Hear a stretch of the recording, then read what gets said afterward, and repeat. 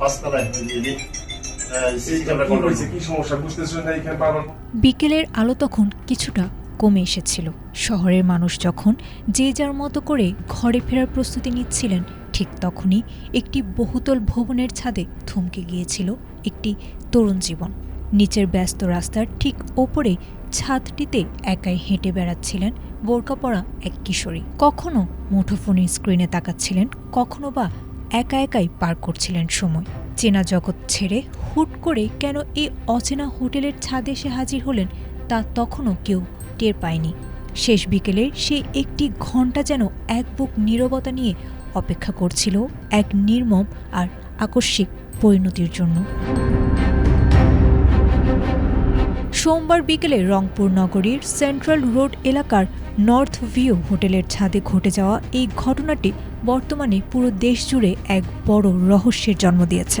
নিহত নুসরাত জাহান ছিলেন Rangpur cantonment public school and কলেজের বিজ্ঞান বিভাগের উচ্চ মাধ্যমিক পরীক্ষার্থী। নীলফামারীর চিলাহাটি থেকে এসে খলিফাপাড়ার একটি মেসে থেকে স্বপ্নের পেছনে ছুটছিলেন এই মেধাবী শিক্ষার্থী।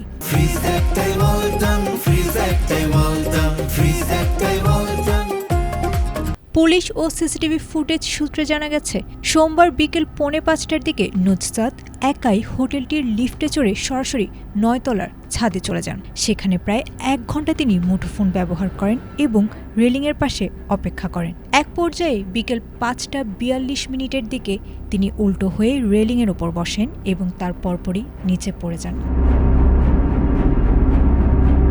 ঘটনার আকস্মিকতায় হতবাক নুসরাতের পরিবার। বাসা থেকে কোচিংয়ের উদ্দেশ্যে বের হওয়া মেয়েটি কিভাবে, কেন ওই হোটেলে গেলেন তা নিয়ে ধোঁয়াশা কাটছে না। উদ্ধার করা হয়েছে নিহতের মুঠোফোনটি। এটি কোনো অসাবধানতাজনিত দুর্ঘটনা নাকি স্বেচ্ছায় মৃত্যুর পথ বেছে নেয়া, সেই সত্য উন্মোচনে প্রযুক্তির সহায়তা নিয়েছে আইনশৃঙ্খলা বাহিনী। তবে কারণ যাই হোক, পরীক্ষা শুরুর ঠিক আগ মুহূর্তে এক তরুণের এমন অকাল প্রস্থান রেখে গেছে কেবলই একরাশ দীর্ঘশ্বাস ও এক অমীমাংসিত রহস্য। আয়েশা আক্তার, এটিএন বাংলা।